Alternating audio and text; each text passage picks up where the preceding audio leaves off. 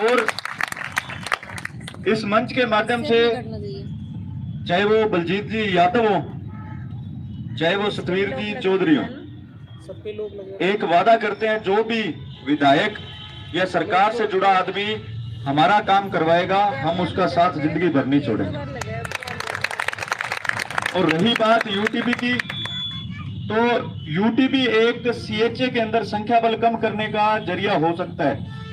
आप लोग खुद समझदार हो, यूटीबी का सर्विस बुक के अंदर कोई भी प्रावधान नहीं है। जो भी साथी यूटीबी के अंदर ज्वाइन कर रहे हैं वो एज ए सीएचए ही है, उसका सर्विस बुक के अंदर कोई भी प्रावधान नहीं है। आपको सुविधा नियमों के आधार पर यूटीबी का कोई भी लाभ नहीं मिलेगा आने वाले समय में। और अगर जिस तरीके से जिले वाइज भर्तियां निकल रही हैं, उस हिसाब से अगर 5-7 हजार यूटीबी पे लग जाते हैं तो अपना संख्या बल उतना ही रहेगा जितनों को सरकार नौकरी देना चाहती है। और अगर सीएचए को नौकरी मिलती है तो उसके अंदर यूटीबी वालों को कोई भी स्थान नहीं मिलेगा। तो ये आपकी समझदारी के लिए है। जो भी साथी यूटीबी की भर्ती ज्वाइन कर रहे हैं उनको इस चीज का नुकसान ही नुकसान है, कोई भी फायदा नहीं है। अब रही बात आंदोलन की, तो शहीद स्मारक के ऊपर किसकी फोटो? सीएचए के संघर्ष का पौधा जो 70 दिन में लगा है, पता कैसे डला गया है वो? उसको उखाड़ने का हक किसी को भी नहीं है और ना ही कोई उखाड़ पाएगा। अगर 70 दिन से सभी साथी मैंने ली है, वो ऐसे बात कर मिलके लड़ाई लड़ रहे हैं तो आगे भी सभी मिलके लड़ाई लड़ेंगे। चाहे कोई यहाँ पे बैठे चाहे पिछली दीवार पे बैठे, किसी की औकात नहीं है इस आंदोलन को कोई 2 मिनट क्या 2 महीने लगा के देख लेना। सरकार इस आंदोलन को खत्म नहीं कर पाई और कोई क्या करेगा। आंदोलन चला था जीत के लिए और यहां से जीत के जाएंगे, बीच में नहीं भागेंगे। ये आपसे वादा है, पहले भी किया था और आज भी कर रहे हैं। किसी को घबराने की चिंता नहीं है। आज 10 तारीख थी, सरकार राज्यसभा के अंदर बिजी थी। 10 तारीख तक थोड़ा जो विधायकों को मिलने का दौर था वो थोड़ा धीमा था, इसलिए आप सभी में भी एक आलस पैदा हो गया होगा। अभी इतने दिन तक बैठे रहे हैं तो कईयों का गोडा जाम हो गया। तो अब तैयार हो जाओ, कल से वही सीएचए की सेना उसी जोश के साथ, उससे भी दुगने जोश के साथ अपने काम पे लगेगी और जल्द ही जीत की ओर जाएंगे और यहां से जीत के जाएंगे। आज भी काफी लोगों से मिले जो अपने जीत के अंदर अपना साथ दे सकते हैं। कल भी रूपाराम जी विधायक हैं जैसलमेर से, उनसे भी मिले थे। हरीश जी चौधरी से मिले थे, उन्होंने बोला था भी सीएम साहब से बात करके जल्द ही वो, उनका क्या उत्तर है, उन्होंने एक बात स्पष्ट रूप से बोली थी भी मैं कुछ कर नहीं सकता, अगर मेरे हाथ में होता तो मैं साइन कर देता कब के। उन्होंने बोला भी मैं सिर्फ और सिर्फ सीएम साहब से वार्ता करवा के आपका मीडिएटर बन सकता हूं। उनकी क्या बात हुई, उनसे कल फिर मिलेंगे। सीएम साहब का क्या जवाब था वो आप सभी के बीच में रखेंगे। सतवीर जी भाई साहब ने वादा किया था 11 तारीख को उनकी मीटिंग है सीएम साहब से। 11 तारीख को सीएम साहब से मिलके 12 को या 14 तारीख को वो अपने को सीएम साहब से मिलवाने का काम करेंगे। 99% का उन्होंने बोला था। 13 तारीख बीच में रहेगी। देख रहे हैं उनसे कोई भी आईबी या सीआईडी कोई भी सुन रही है अपने ग्रुपों में जरूर तो 13 तारीख को जब राहुल गांधी जी कोर्ट के अंदर पेश होंगे ईडी की तारीख पे, तो वहां पे एक पैदल मार्च किया जाएगा दिल्ली के अंदर, जिसके अंदर गहलोत जी शामिल होंगे, वे राजस्थान के काफी नेता उसके अंदर शामिल होंगे। कोशिश करेंगे कि उस रैली के अंदर विघ्न डालने का काम करें, उस रैली का विरोध करने का काम करें। तो किसी भी साथी को घबराने की जरूरत नहीं है। आपके साथ थे, आपके साथ है और आपके साथ रहेंगे।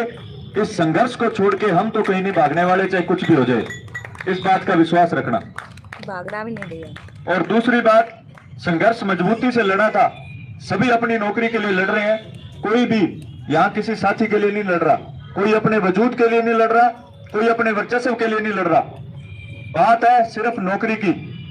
नौकरी के लिए आए थे, ना तो भागे हैं ना भागेंगे, नौकरी लेके जाएंगे अगर चले, नहीं तो यही बैठे हैं इस नीम के नीचे और यही मिलेंगे। और आंदोलन ना तो 70 दिन में सरकार खराब कर पाई, और ना ही किसी और की हिम्मत है वो इस आंदोलन को खराब कर दे।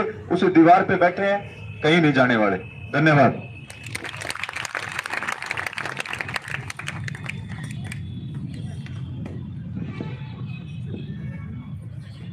साथियों, आज जो बलजीत जी ने अपना पक्ष सीएचए का पक्ष सरकार के समक्ष रखा, इसके लिए उनका आभार प्रकट करते हैं और एक सरकार को यहां से संदेश देना चाहते हैं कि जैसे सागर को कोई सुखा नहीं सकता, पर्वत को कोई हिला नहीं सकता, सूरज को कोई फूंक मार के बुझा नहीं सकता, उसी तरीके से सीएचए को बिना हक लिए यहां से कोई भगा नहीं सकता, कोई नहीं भगा सकता।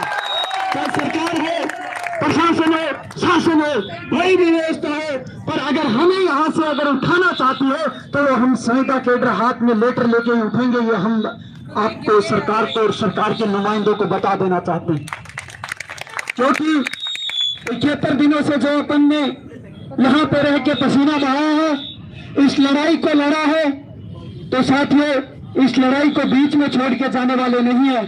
अगर चले जाना होता तो हम कब के ही चले जाते, पर साथियों थोड़ा सा दुख तब होता है कि एक ऊपसी दिल में उठती है जब दर्द जिगर में होता है, एक ऊपसी दिल में उठती है जब दर्द जिगर में होता है। हम रात को उठकर रहते हैं जब सारा लम्हा होता है, क्योंकि साथियों जो संख्या बल, जो साथी हमारे आज होने चाहिए थे, वो आज इस संख्या में हमारे साथ उपस्थित नहीं है, इसलिए दर्द दिल में उठता है और हम रात को उठ के रोते हैं। क्योंकि साथियों जिस परिस्थितियों में इस लड़ाई को लड़ा, आंधी आई, तूफान आया, अगर यहाँ पे भीगे तो भीगे, आंधी में यहाँ पे खड़े रहे, धूप में यहाँ पे चलते रहे, पर इस लड़ाई को कभी छोड़ के जाने का मन नहीं किया, क्योंकि यह किसी के वर्चस्व की लड़ाई नहीं थी, अपने खुद के वजूद की लड़ाई थी, इसलिए इस लड़ाई को लड़ते रहे। तो साथियों जो भी साथी अपने घर में बैठे हैं वो 11 से लेकर 15 तक इस आंदोलन को चाहे कितना ही लंबा चलाना पड़े हम चला लेंगे। आपका हमारा साथ, जब हम साथ मांगे 5 दिन के लिए, 7 दिन के लिए, 2 दिन के लिए आप आ जाइए।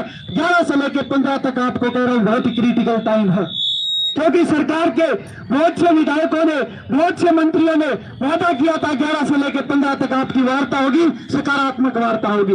उस सकारात्मकता को देखने के लिए, उस रिजल्ट को देखने के लिए अगर वार्ता हो भी जाती है तो बलजीत जी ने कहा था कि आपको अगर कोई मजबूत करता है, आपको अगर कोई बात मजबूती से रखनी है तो आपको अपनी पीठ देखनी पड़ती है, और पीठ देखने का मतलब है आपका संख्या बल देखना पड़ता है। आप अगर वहां पे जाके अपना हक मांगते हो, सुविधा केंद्र मांगते हो, तो यहाँ पे आपको संख्या, हजारों की संख्या में तादाद होनी चाहिए आपके पास, तब आप सुविधा केंद्र मांग सकते हो। और सरकार आपको यदि धमकाती है तो सरकार के साथ आप ये कह सकते हो, आंख में आंख मिला के कह सकते हो कि आपकी लाठियां एक हो सकती है तो हमारी पीठ भी एक हो सकती है। आप लाठियां चलाइए, आंसू गैस के गोले चलाइए, हमारे ऊपर चाहे गोलियां चला दीजिए, हम चीखेंगे, चिल्लाएंगे, शहीद स्मारक छोड़ के नहीं जाएंगे, नहीं जाएंगे।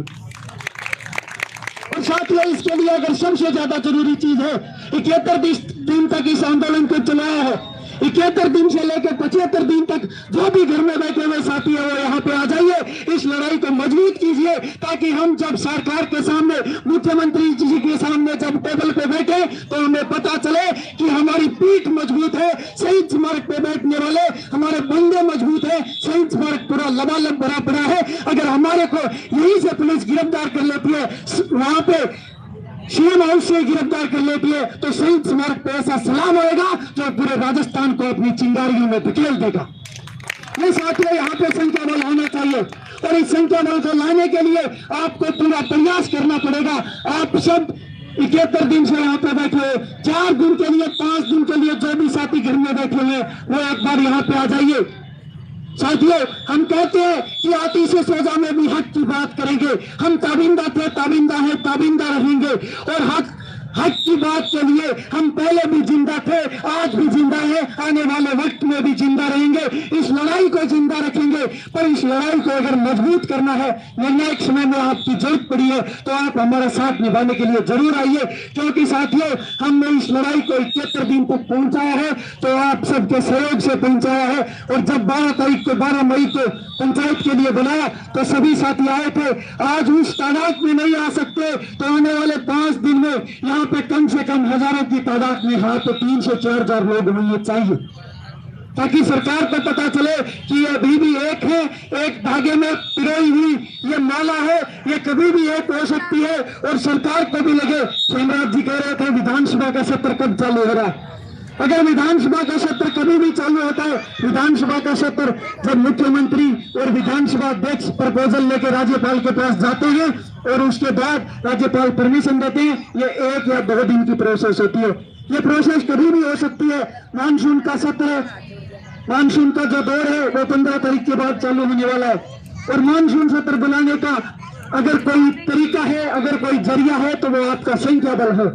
अगर आपका संख्या बल अच्छा रहा और राजस्थान में पूरे में जिस तरीके से आज करौली में, दौसा में, मऊआ में सचिन पायलट साहब को घेर के माला पहनाई जा रही थी साथियों करौली में, और उस समय सचिन पायलट साहब के मुंह पे अगर कोई दाना जाके पड़ा था तो वो आपका ज्ञापन था, आपका ज्ञापन मुंह पे हमारा था कि इसको मांग को पूरा कीजिए, तभी हम शहीद स्मारक से उठेंगे। हमारे भाई 71 दिनों से वहां पे जल रहे हैं, कड़ी धूप में बैठे हैं, उनके साथ न्याय करवाइए। अगर आप युवा हो, आप कहते हो कि युवा रवानी बदल सकता है, आप कहते हो कि 2014 से लेकर 18 तक मेहनत किए, युवाओं के बीच अलग जगाइए, तो उस अलग को मजबूत करने के लिए आज 2022 में जिन्होंने कोरोना काल में लोगों ने सेवा की थी, जिन कोरोना योद्धाओं ने लोगों की सेवा की थी, उनके साथ न्याय की लड़ाई लीजिए और शहीद स्मारक पे चले आइए।